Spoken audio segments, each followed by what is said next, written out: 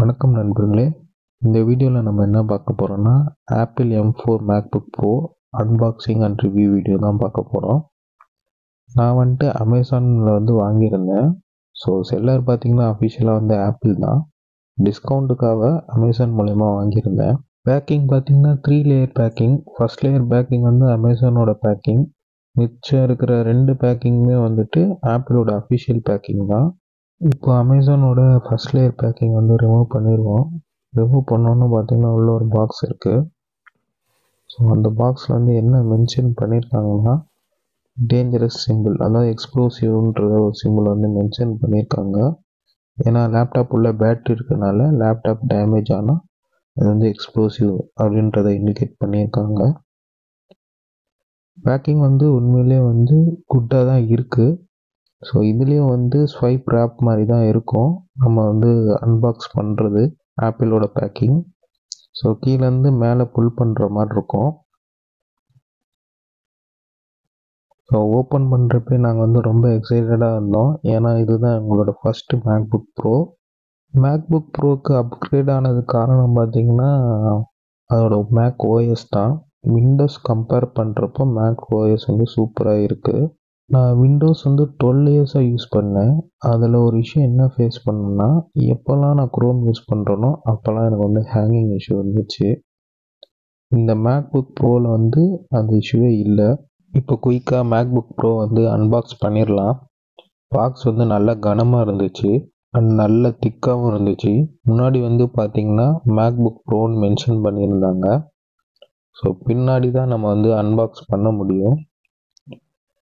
கீழே பார்த்தீங்கன்னா க்ரீன் கலரில் ஆரோ போட்டு ரைட்டில் டேர் பண்ணுற மாதிரி சீல் பண்ணியிருந்தாங்க.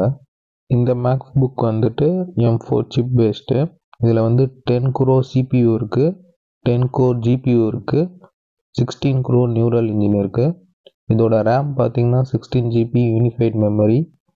ஸ்டோரேஜ் பார்த்தீங்கன்னா 512 GB SSD. Charging cable USB-C power adapter தான். அப் டு 70 வாட்ஸ் வரையும் நம்மளுக்கு சப்போர்ட் ஆகுது. தண்டர்போல்ட் 4ல் 3 ports, HDMI port 1, SDXC card slot, headphone jack, max 3 port கொடுத்துருக்காங்க. இதில் 2 கலர் அவைலபிளாக இருக்குது. ஒன்று ஸ்பேஸ் பிளாக்கு, இன்னொன்று சில்வரு. நான் வாங்கினது சில்வர் தான்.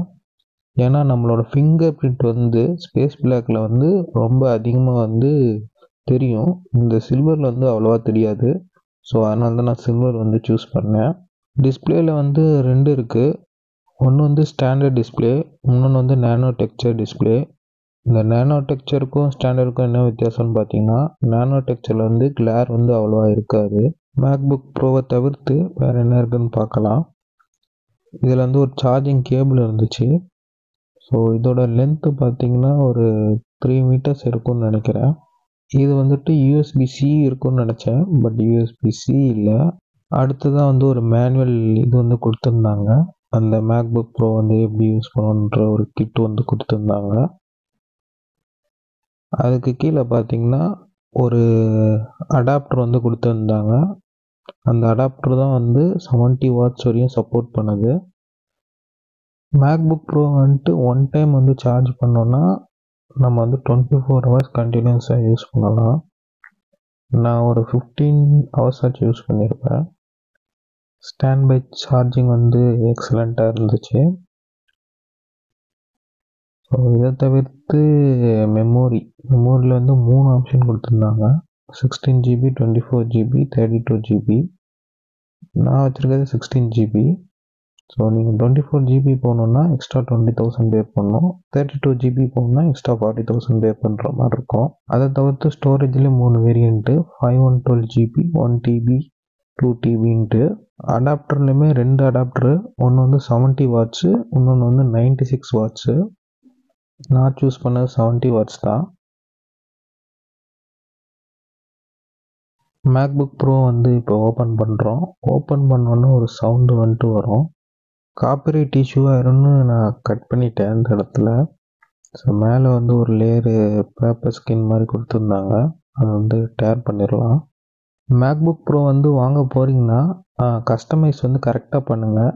மெமரி நான் சூஸ் பண்ணது 16 GB, ஸ்டோரேஜ் வந்து 512 GB தான் சூஸ் பண்ணேன். பவர் அடாப்டர் வந்து 70 வாட் சூஸ் பண்ணேன். கீபோர்டு வந்து எனக்கு இங்கிலீஷ் தான் வேணும்னு சூஸ் பண்ணேன். அதிலே வந்து லாங்குவேஜ் இருக்கும் செலக்ட் பண்ணுறதுக்கு. சாஃப்ட்வேர் வந்து பார்த்திங்கன்னா ஃபைனல் கட் ப்ரோன்னு ஒன்று கொடுத்துருந்தாங்க, அப்புறம் லாஜிக் ப்ரோன்னு கொடுத்துருந்தாங்க. நான் ரெண்டுமே இக்னோர் பண்ணிட்டேன். ஏன்னா ரெண்டுமே வந்து ப்ரைஸ் வந்து ஸ்பெண்ட் பண்ணுற மாதிரி இருக்கும். அதுக்கே பார்த்திங்கன்னா 50,000 ஸ்பெண்ட் பண்ணுற மாதிரி இருக்கும். ஸோ அதுக்கும் டேர்ம்ஸ் அண்ட் கண்டிஷன்லாம் கொடுத்துருந்தாங்க.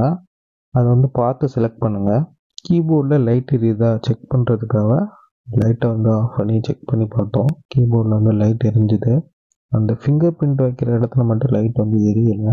ஸோ டிஃபால்ட்டாக எரியாது போல். ஸ்க்ரீனில் பார்த்தீங்கன்னா ஹலோன்ற வேர்டு வந்து டிஃப்ரெண்ட் லாங்குவேஜ்லேருந்து ப்ளே ஆகிட்டு இருந்துச்சு. தமிழ் வருமானு செக் பண்ணோம். கம்ப்ளீட்டாக தமிழ் வரவே இல்லை. முக்கியமான விஷயம்னு பார்த்தீங்கன்னா இதோட front camera 1080p clarity camera கொடுத்துருக்காங்க. வீடியோ காலுக்கு சூப்பராக இருக்கும். ஸோ நீங்கள் ஒரு மீட்டிங் அட்டன் பண்ணுறீங்கன்னா பெர்ஃபெக்டாக இருக்கும். இந்த வீடியோ உங்களுக்கு பயனுள்ளதாக இருந்திருக்கும்னு நம்புகிறேன். நீங்கள் இதுக்கு முன்னாடி iPhone 16 Pro Max unboxing video பார்க்கலன்னா போய் கண்டிப்பாக பாருங்கள்.